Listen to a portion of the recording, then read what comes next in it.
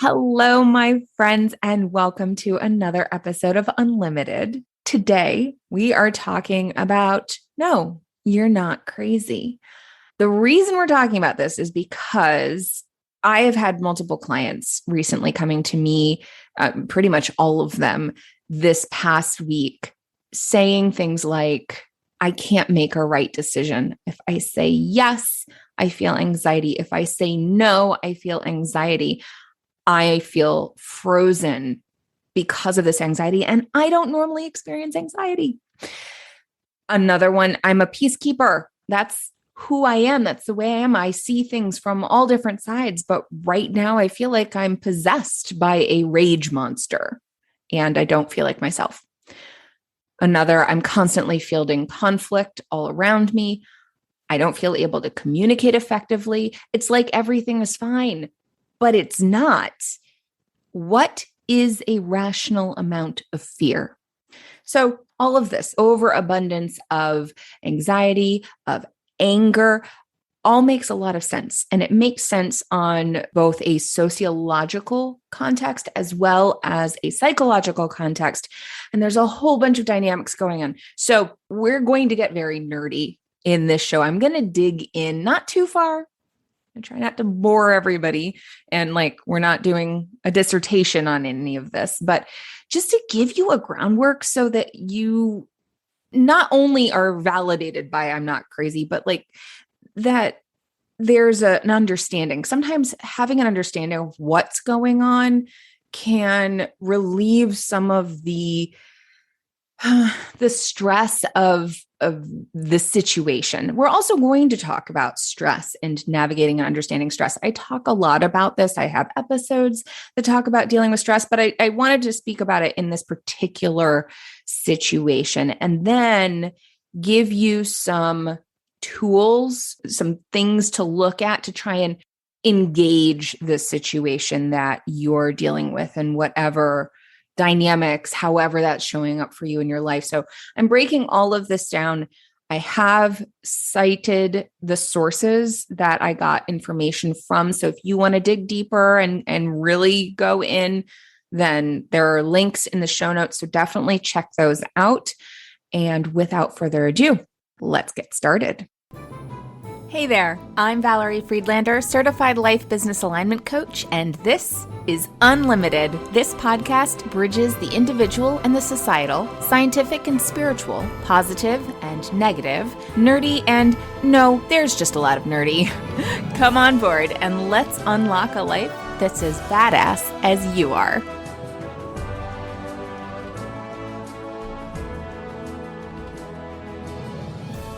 We're going to start with the sociological components that are at play right now. One of my studies in college was Emil Durkheim's theories. The core one that I'm looking at right now is called anomie, and I've mentioned it before. Anomie is a period of drastic and rapid changes to the social, economic, or political structures of a society. It's a transition phase where the values and norms common during one period are no longer valid and new ones have not yet evolved to take their place. So what happens is that during this time, people don't know what to do. They're confused about how to deal with the world. The things that were once fixed and not questioned are now being questioned. And this is not to say that is a bad process. This can be really important to growth in a society, but when it happens quickly, it can feel uprooted. People like norms, and we try and maintain a status quo. There's a drive to maintain a status quo, which we're not going to get into all of the dynamics. There's a lot there, but then there are a lot of reasons why we're having change, and it's really important that we engage that. I'm giving you this because I want you to understand at least what the heck is going on. And it's not just you, and it's not just in your head. So what happens is within this, there's a sense of lack of belonging and a disconnection from society because the roles that they've believed in that are tied to their identity So a lot of subconscious programming, a lot of connecting dots in the subconscious realm, not even the conscious realm, but subconscious realm, are no longer valued by society or pertinent to the changing society or the environment or, like all the factors that influence us as humans. It fosters a feeling of lack of purpose and hopelessness. Durkheim and subsequent sociologists also tie this to deviance and crime. Actually, the first sociology class that I took was called Deviance, Discord, and Dismay, and it was really interesting. Anywho, the point is that periods of anomie, these drastic, rapid changes in society, are unstable. They're chaotic and often rife with conflict because the social force of the norms and values that otherwise provided a sense of stability to the society are weakened or missing. So what we're dealing with here is a lot of that. A lot of that is happening. We're talking socially in terms of social justice issues that we are currently engaging in, rightly so. And the pandemic that has disrupted everybody's life and thrown a lot of things into question, and environmental issues and upheaval.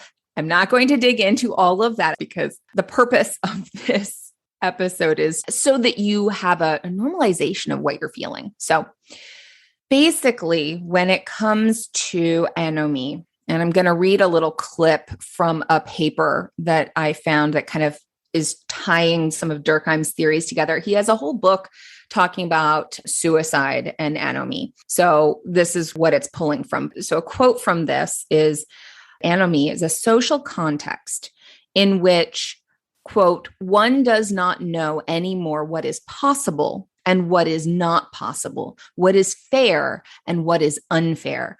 This anomic suicide occurs in a situation in which individuals are in permanent competition with each other, expect much of existence and demand much of it, and find themselves perpetually haunted by the suffering that arises from the disproportion between their aspirations and their satisfactions. It's a state of irritation and repulse, irritation linked to the multiple occasions of deception provided by modern existence, repulse resulting from the awareness of the disproportion between aspirations and satisfactions. Reading that was like, oh, yes, there's this discord that's happening in terms of what we believe is possible, what we feel like we can achieve. And it's not just as an individual, it's a societal sense that there are things that are really out of whack in terms of perceptions. So I was like, okay, I know there's a sociological dynamic going on because, it's not just individuals. How is this playing with the psychological term that we keep using of gaslighting? So gaslighting is a technique that undermines your entire perception of reality by denying facts, the environment around them, or their feelings, there being the person being gaslighted. So it's denying reality, denying the perception. When someone is gaslighting you, you often second guess yourself, your memories, your perceptions. It's a form of manipulation that occurs in abusive relationships. Those relationships could be personal relationships. They're often romantic relationships, but can also be in professional relationships or by people who try to control large groups of people. It usually happens when there is an unequal power dynamic, and the gaslighter is important to the target of the gaslighting. So there is a caring, a consideration, and a respect even of the person who is doing the gaslighting. Typically, it is women who are the people being gaslit because we are socialized to doubt ourselves. This ties into some things that I've talked about relating to imposter syndrome and how we need to stop using imposter syndrome, because of course you feel like an imposter when everything around you is telling you that you don't belong in a particular space.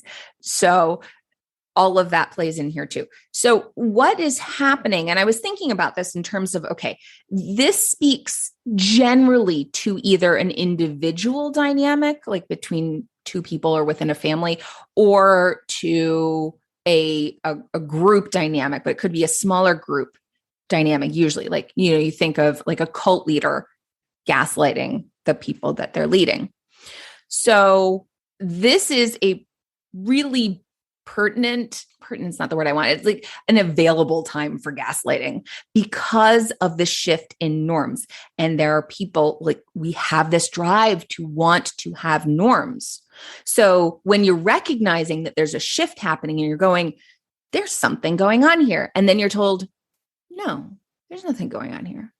It creates a space, almost, I don't know if I want to use the word vacuum, but I'm gonna, almost like a vacuum to be filled of norms. So let me give you the norms. Let me point who the problem is. Let me direct the story. Now, there's a lot of arguing that one could make about like how this is built over history and time and some of the political dynamics.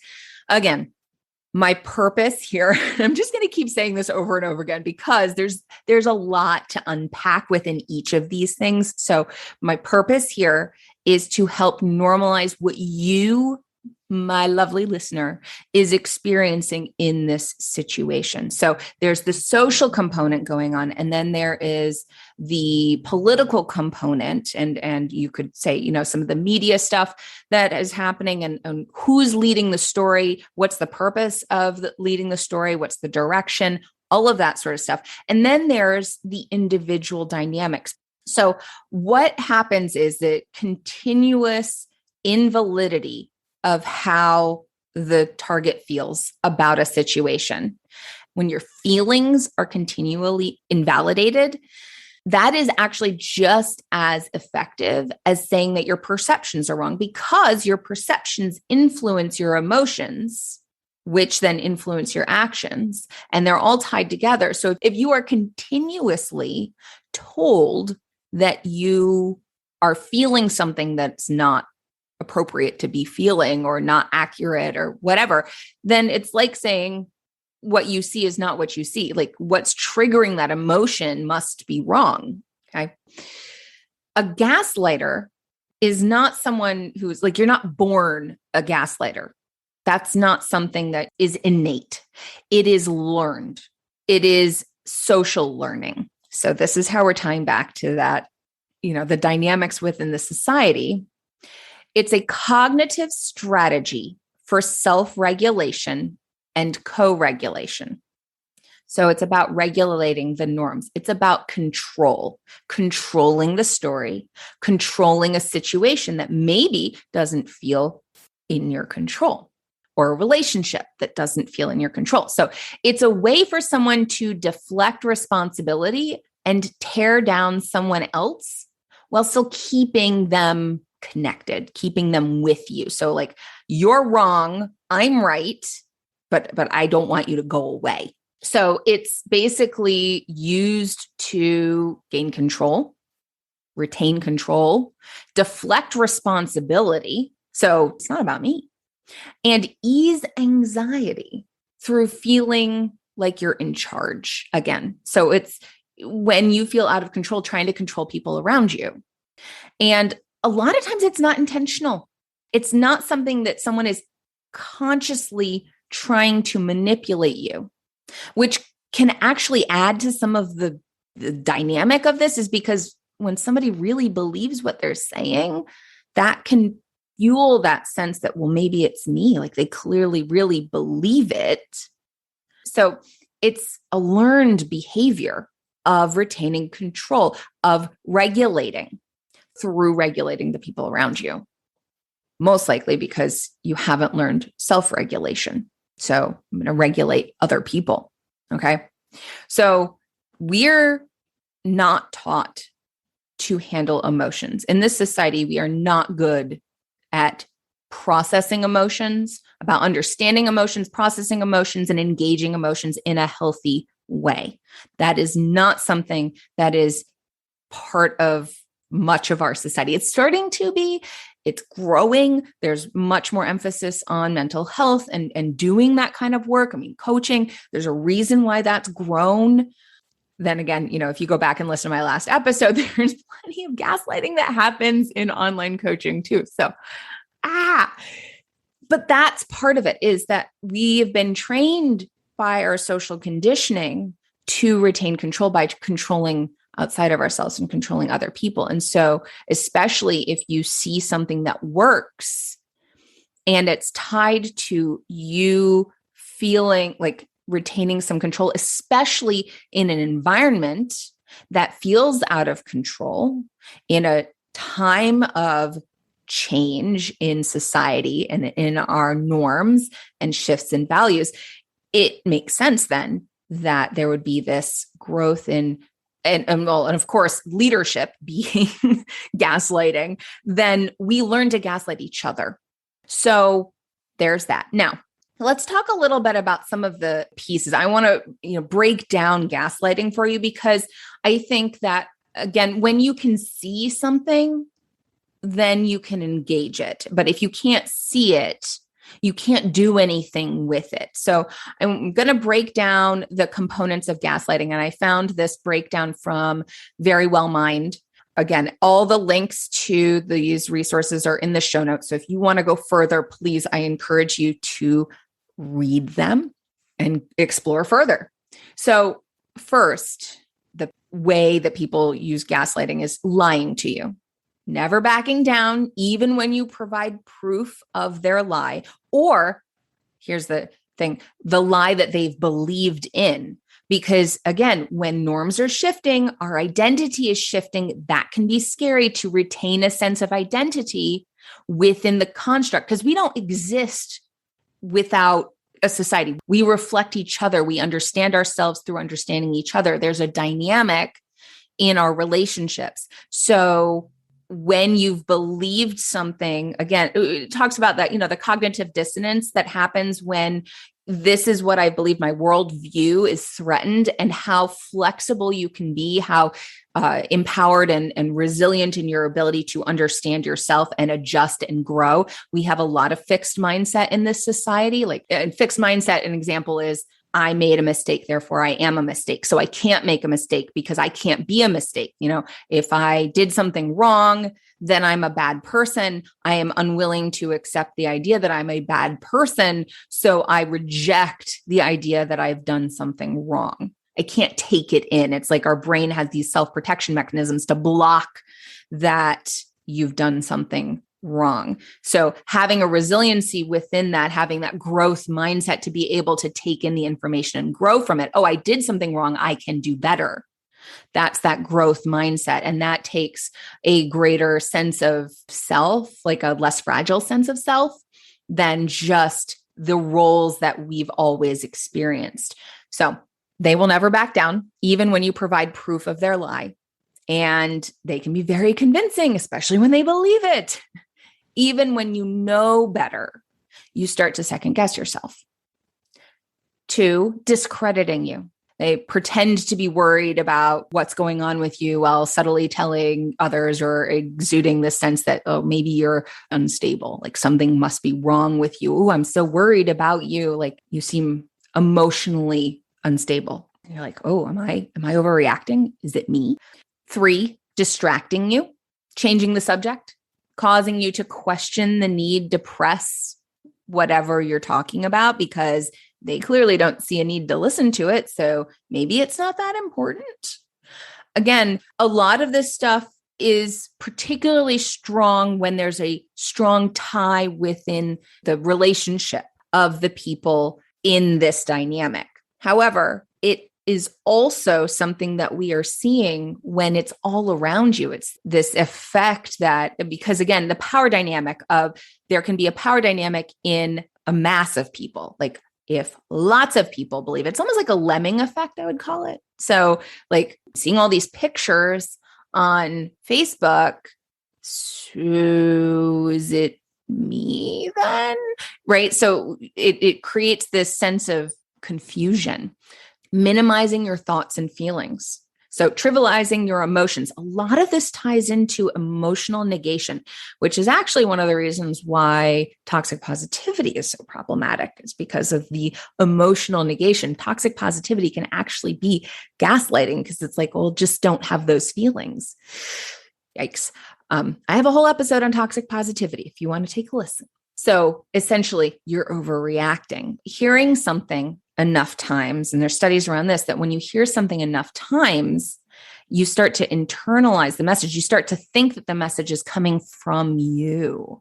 And so it triggers that self-doubt. The next one is shifting blame. So every time something's going on, it's not their fault. So this goes back to that not taking responsibility. It's not my fault. I didn't do anything. It was you, or it was these other people or other situation. It's not my responsibility. Again, because it goes back to that idea of if I did something wrong, then I am wrong. Then I am a bad person and I cannot process that. Instead of I did something wrong, I can do better. So shifting that blame, cannot accept responsibility. So how you feel about someone's behavior becomes about you being the cause of that behavior. You know, they wouldn't treat you the way they're treating you if you just behaved differently. So somehow it's turned around to be about you. Denying wrongdoing. So again, responsibility, avoiding responsibility in the choices that were made. Using compassionate words as weapons. So like, I would never hurt you on purpose. I didn't intend to do that, but then the behavior doesn't change. And so many of these are probably ones that you could look at in terms of racism and things that white people say. Like, well, I didn't intend that. Well, but yes, you did it. So you need to recognize what you did do, apologize, and do better instead of trying to make it okay that you did the thing. So again, so many of these components are embedded in our society and in the power dynamics within our society.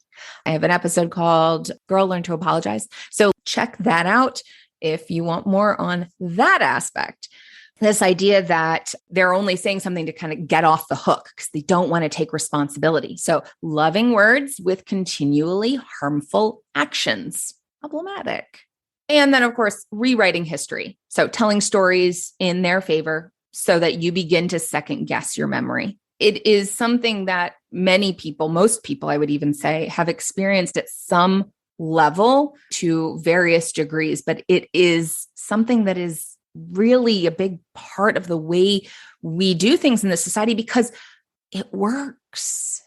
So we want it to stop working. I mean, I would like it to stop working, but this is one of the things that's going on. So when people say gaslighting, even though it's individually the thing, there's a social component that's happening, especially emphasized by this period of anomie where there's this normlessness. So people are really trying to hold on to pieces of identity that are shifting because the norms and values of society are shifting. So gaslighting becomes even more of a thing because there's a sense of being out of control. So it's a way of exerting control. And the more fear there is, and it's being played upon by the people in power, go back to that power structure dynamic. So some things to notice: signs you are a victim of gaslighting. And this is according to Robin Stern, who's the author of the book, The Gaslight Effect: How to Spot and Survive the Hidden Manipulation Others Use to Control Your Life. And this actually ties very much into what I have heard from clients and what they're experiencing. And I didn't include all of the ones that she listed because my purpose in this isn't necessarily about helping you identify individuals in your life that are part of this gaslighting dynamic, though if that helps for you to notice that, that's awesome. But it's mostly because there's a societal component to the gaslighting that's happening, and it's probably happening in little pieces all over, and it's triggering this experience of being gaslit through social media, through all kinds of things because of the societal shifting that's happening. And because we are in many ways doing this to each other because That's what we've been socialized to do. So I'm just going to run through them. No longer feeling like the person you used to be, being more anxious and less confident than you used to be, often wondering if you're being too sensitive. Again, back to the fear, like what's a reasonable amount of fear? Am I overreacting? Feeling like everything you do is wrong. I can't make a right choice. I'm anxious when I do this. I'm anxious when I do that. If I say yes, I'm anxious. If I say no, I'm anxious. Everything feels wrong. Often questioning whether you are being unreasonable, back to being too sensitive. Avoiding giving information to family, friends to avoid confrontation. When you feel like you're surrounded by people who are not on the same page as you, and there's so many degrees of page, like when we're talking about the pandemic, like people's individual risk assessments, because there is no overarching agreement as to dealing with it, there's a lot of sense of conflict. As one of the clients is saying, I feel like I'm surrounded and constantly navigating conflict. Feeling isolated. I mean, that's been happening regardless of somebody imposing that. There's a sense of isolation because of being stuck inside and not interacting with people as much. And there's a greater degree for people who are being more cautious for health reasons. I mean, it's all health reasons, but like the degrees of impact that the virus could have on them. So isolation is a thing. Finding it increasingly hard to make decisions. I think I addressed that one up there too, of like wondering like everything is wrong. So I don't know what to decide. And not to mention there's the mental load. I've shared in several episodes about how much more energy your frontal cortex uses than the rest of your brain. So that can be exhausting. I read recently, and I don't remember where it was. It might have been in one of the Weird But True books, I think, that my kids were wanting to read at bedtime, but that your brain, while it's a very small percentage of your body weight, uses like 20% of your energy. And most of that energy is the frontal cortex, which is the decision maker. So the mental load of making decisions, and there's like so many decisions, and the weight of some of those decisions, like, is this a life or death decision? Am I putting myself at risk? Am I putting my kids at risk? Like, oof, it's a lot. So again, I'm sharing all of this because I want you to understand that what you are experiencing right now is normal for what's going on. You are not crazy. And then finally, feeling hopeless and taking little or no pleasure in activities you used to enjoy. And some of that is not being able to do the activities you enjoy, right? So there's that. But again, all of that also ties in while we're talking about being gaslit and as an individual, it also ties into the societal context and the dynamics of anomie. Okay. So what Robin Stern said is the antidote to gaslighting is greater emotional awareness and self-regulation, both the knowledge and then the practice of that regulation. So, you know, we desire these norms because they're a foundation for society and for our identity. And they also help us tie to having a place and a purpose. Having meaning in life is really important. And so when we are outside of a sense of having purpose, outside of a sense of having meaning, especially meaning in the experience of stress, that brings up all of this stuff and it exacerbates the stress. So going to emotional awareness, it's really important to know that the emotions that you're experiencing are normal. Whatever is going on for you, whatever the specific dynamics of what you're experiencing, makes sense for you as an individual and what you've been used to what you are experiencing now. All of the pieces of your life are feeding into the way you're experiencing this particular dynamic that we have as a society right now. So give yourself permission to feel your feelings. That's not the same as acting on your feelings, but feeling your feelings is important. Then the next piece of this is connecting with others. And this is where we're going to, before I continue with things to do, how do you deal with this? Connecting to others is part of our stress resiliency. So all of these things are creating a greater sense of stress, a sense of disconnectedness, a lack of meaning. All of those things exacerbate stress. When our body's in stress, we're releasing adrenaline, cortisol. We have a variety of physical effects that are happening that then tell us stuff about what's going on. So we tend to have like feedback loops.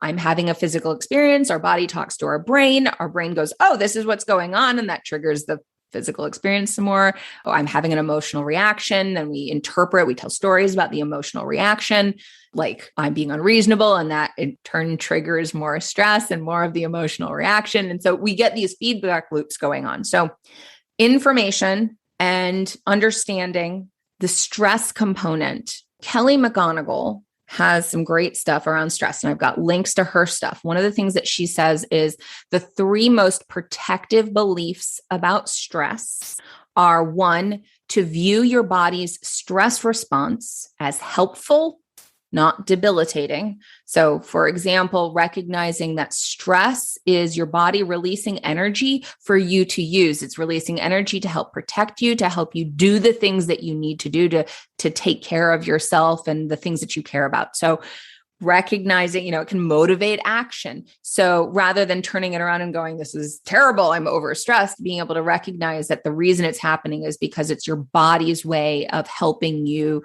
protect yourself. Knowing that adrenaline, that cortisol, your body also releases oxytocin during this time. That's another thing she talks about, which is the cuddle hormone, which tells us to connect.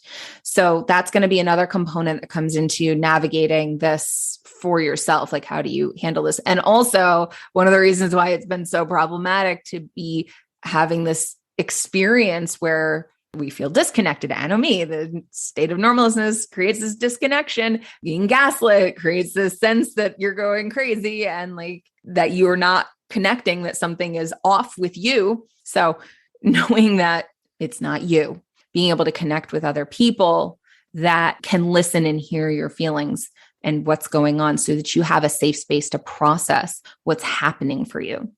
The second protective belief about stress is viewing yourself as able to handle what's going on and even learn and grow from the stress in your life. It's essentially assigning meaning and purpose to the stress. So knowing that it's coming up for a reason and then being able to create a purpose for that, even if it's a small purpose, like even if it's like, well, I can't change everything, but I can use this energy for this thing. We'll get to that, a little bit more of that in a minute.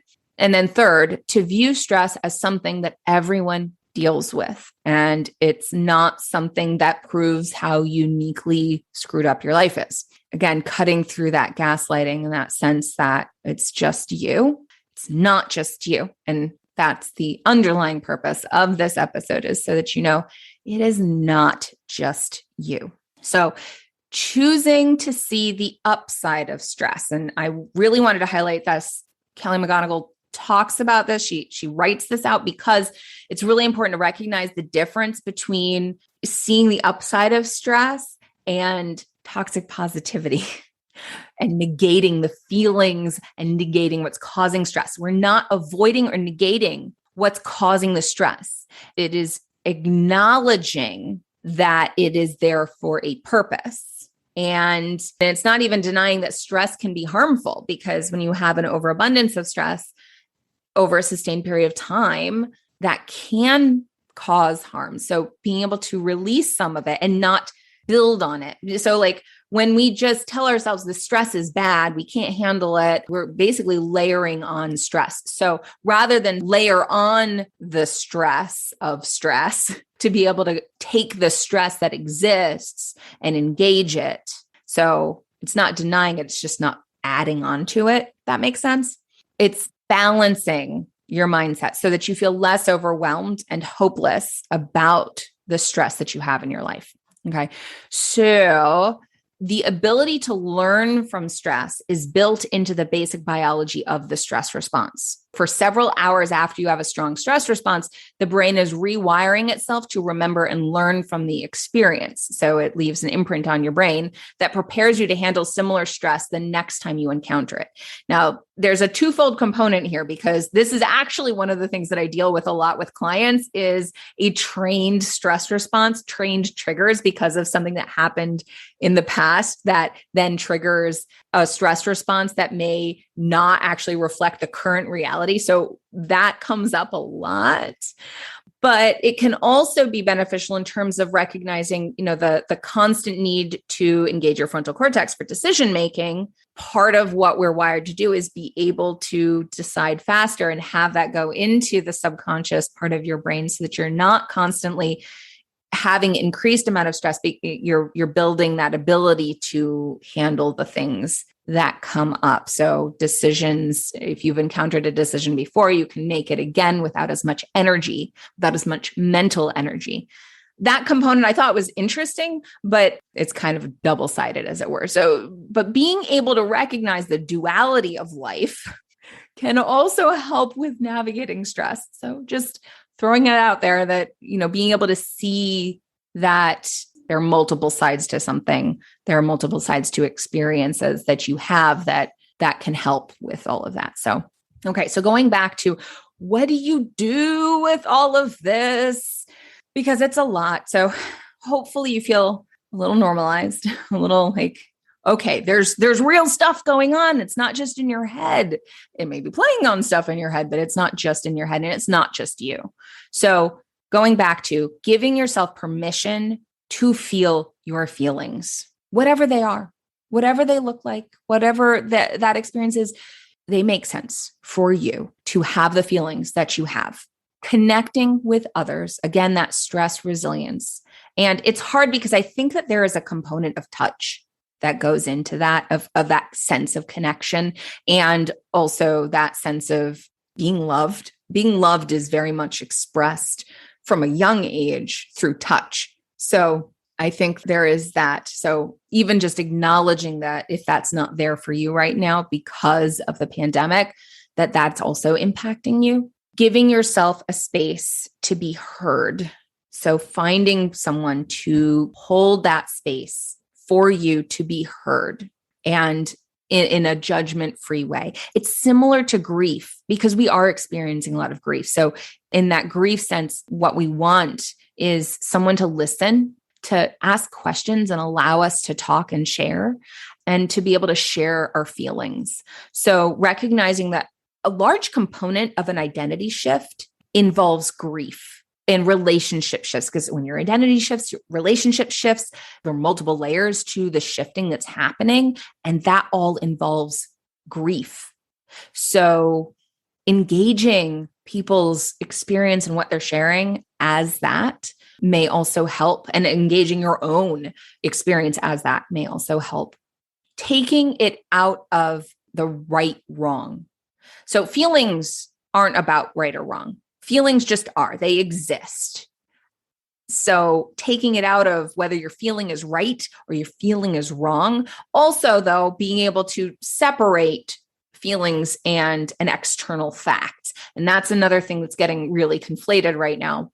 I would say in part because of the shifts in what people know, and also because of our lack of ability to hold space for each other and really listen, we become entrenched and in this need to be right. We've taken on, our feelings are right because they're not being acknowledged and supported and walked through.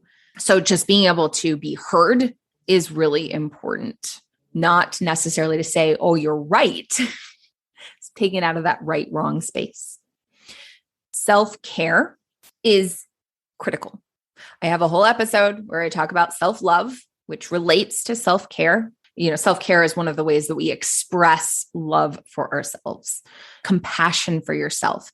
This is really being triggered a lot, especially for moms who are high achievers, but in general for people, because if you are a high achiever, if you really put a value on excellence, right now, a lot of those people are feeling like well, all I can do is my best.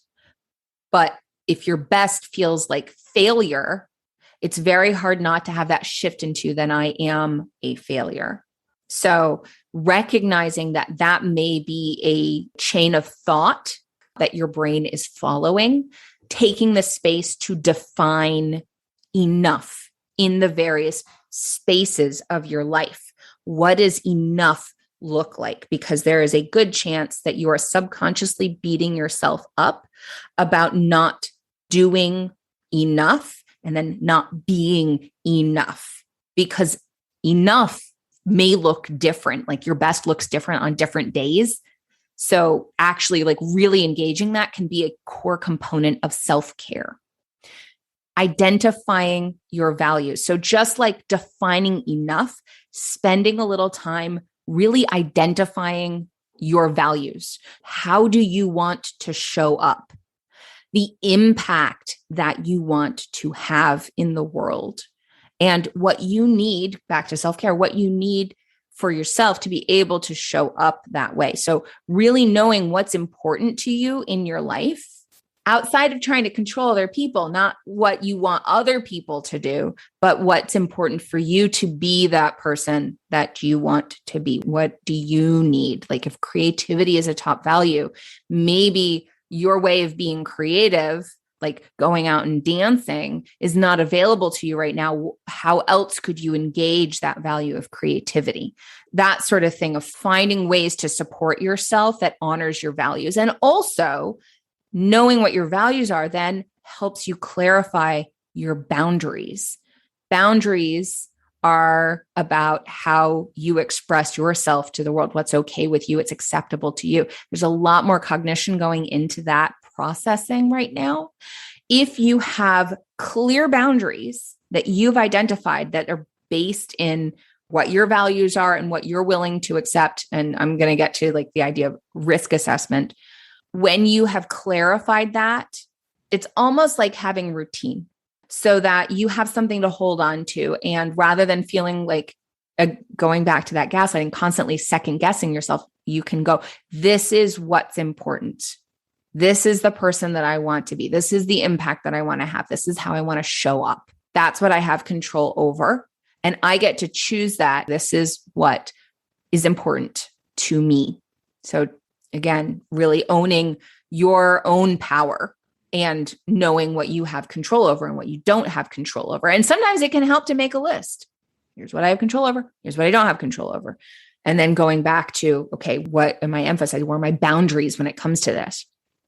A core component of empowerment is recognizing choice. Just because you outline choices does not mean that you will make any of those choices. But when you can see that you have choices, that can create more freedom for you, especially if you have first done the values work, so that it helps you clarify what those choices, like how to discern those choices. Because again, the decision fatigue is a lot. So you might be like, I don't want choices. I just want somebody to choose for me. I just want somebody to tell me this is the right thing to do because I'm exhausted. And that is a very real thing for a lot of people right now too. Or fear of being controlled by other people making choices, or feeling controlled by other people making choices. I mean, again, I'm like, ooh, let's pause here. So that's why I have that in the order that I have it. I actually have an intention behind the order that I'm giving some of these ways of processing and engaging the information, because you want to build from a foundation. So if you just start up here in your head, there's no grounding there. And actually that reminds me, one of the things I didn't write down, but that I've heard about, is when you're in the emotional space and you've got a lot of that swirling going on, the decision making and like the anxiety, whatever you can do to bring that down from your head. It was described as like the sense of being kind of top heavy, like you're going to fall over. Like if everything's up in your head and swirling around in your head, that's going to knock you over and you're going to fall down and not be able to do anything. So to pull that down lower into your body. Some people might find breathing to be helpful to pull it down.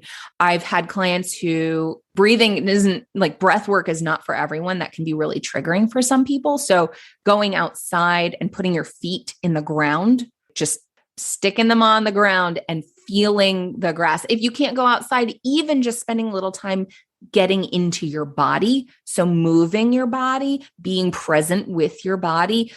Maybe you're not there, you don't really want to be in your body because you're still working on being in your body and being comfortable in your own skin and all of that, which is also a thing for a lot of people. Wiggle your feet. Get present to your feet. There are a lot of strategies to kind of connect. I did an episode about meditation a while back and some ways that you can meditate that aren't necessarily just like the norm idea of meditation. So if you want some support to quiet the thoughts and pull the emotions further into your body, because they're real. I can't emphasize that enough. It's like they exist. And so you're not necessarily going to make them go away. The anxiety is a real thing right now. There's a pandemic. We're in a pandemic. You can't not have anxiety. It's just, unless you're just ignoring things. And that probably is indicative of it too. So it's a real thing. This is not to make it go away, but to be able to still engage and feel a sense of connection, first self-connection, but then an ability to connect with other people and not fall into the gaslighting dynamic that we have so much of right now. So this is a way to kind of root and get present. So go check out that episode if you want some tools around meditating and getting present in the now rather than kind of swirling in the unknowns that we have right now. Finally, that risk assessment, engaging the risks. When we try and avoid things, that can actually increase stress. So I know it sounds like, oh, I don't want to look at that because it's going to stress me out. But to be able to really look at it and make a decision, choices are empowering. And then having the support to discern. So this isn't about just doing it all on your own. This is about connecting with other people and recognizing that we do need each other. So, bring the people to your table that will help you process and show up the way that you want to show up. And it can even look like, okay, look at that worst case scenario. Take a minute and actually look at it. What is your brain already processing? Because if you can think of it, it's already happening in the background. It's already what's triggering those emotions. So take a look at it. Maybe even write it out. See it. See what you're already thinking. Because only by acknowledging it can you do something with it. Take a look at that. And then take a look at the best case scenario. A lot of times our brain is focused on the danger, the potential danger that is the worst case scenario, and that's happening in the background. But we often don't look at the best case scenario. So take a look at the best case scenario. What is the best case scenario? And then what's most likely? Maybe you don't know. There's too many unknowns there. But when you can actually see, that can help you observe choices and take it out of the fear-based. And when I say fear-based, it's more like I'm not actually looking at it. I'm all in like reactive mode to be able to go, okay, here are my values. Here's the situations that I'm perceiving that could happen, like a big picture. And you may find that there are opportunities that you wouldn't have considered that you might actually be inspired by or interested in the worst case scenario of like, what would you do? If this were true, if this was the way it was, what would I do? And that may help inform some ideas that you have about how you want to move forward and what you want to show up with. But again, giving yourself permission to have the feelings that you have, to walk through what comes up for you, having people that you can talk to about what's coming up for you that will hold space for you to process and look at those things, and doing the self-care to be able to engage the way you want to engage, setting those boundaries based on the values that you have. This has been a kind of long episode, but that's okay, because I think this is really important to know what's going on multiple levels and know that there are tools out there for you to process them and take action that aligns with the person that you want to be as life is for you right now. If you want support with that, that's what I'm here for. I do have a free exploration call. There is no pressure on this call. If it's really just you want to be able to see those options and you're having trouble seeing that you have possibilities in front of you, then let's chat. And if there's healing work, if there's an overwhelm of anxiety, if you're experiencing depression, reach out to a therapist. Bottom line is support is so critical right now.